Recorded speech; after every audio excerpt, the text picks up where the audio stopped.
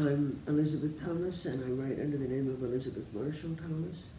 And because I'm getting old, I wrote a book about getting old, which I call Growing Old.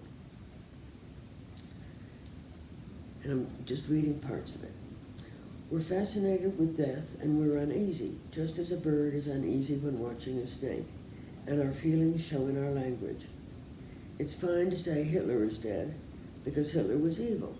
But when it comes to friend and family, passed away is softer and better, as are no longer living, departed, in a better place, or with the Lord. A deceased individual is the late Mr. Jones, never the dead Mr. Jones.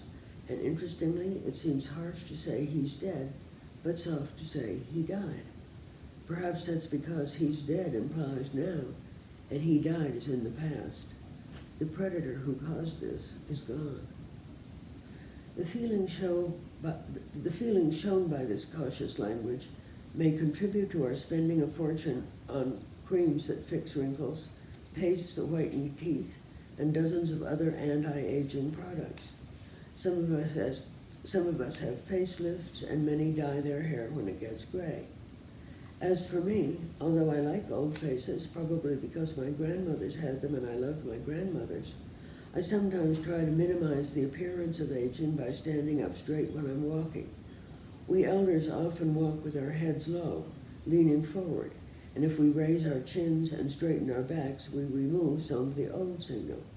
I don't know why I do this, but I assume it's because, like everyone else, in the back of my mind I carry our prehistoric past when predators chose those who seemed feeble. Our conscious minds want us to look younger or more handsome or beautiful, but why is this better than looking old? Because fear of death is always with us.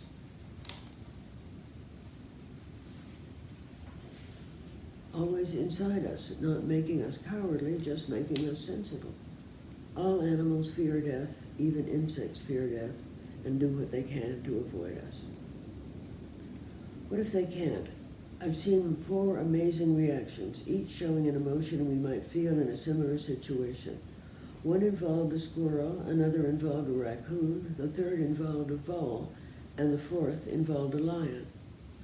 As for the squirrel, I was driving about 30 miles an hour on a 2-lane country road when the squirrel tried to cross the road in front of me.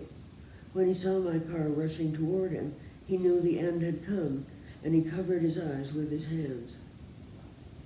Another time when I was driving on this road, a raccoon ran out of the bushes in front of me.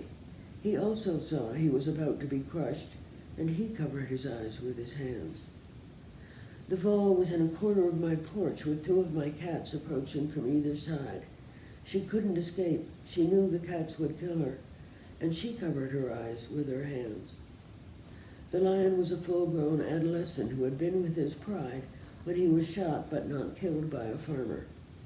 Because this happened on a dark night, the farmer was afraid to follow him and finish him off, and a wounded lion at large was considered dangerous.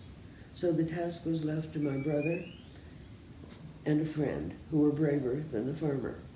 They set out on foot with flashlight and a rifle, and I went along. We found the injured lion lying in some bushes. He'd heard us coming, and he was watching us. When our friend raised the rifle, the lion turned his head and shut his eyes. I saved the squirrel and the raccoon by spinning my car into the left lane. Luckily, no other car was coming. The squirrel continued his rush across the road, and the raccoon went back in the bushes.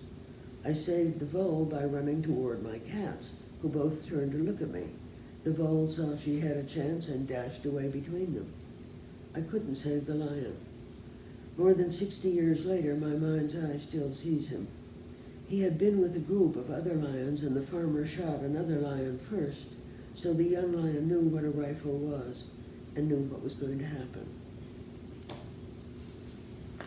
How long was that?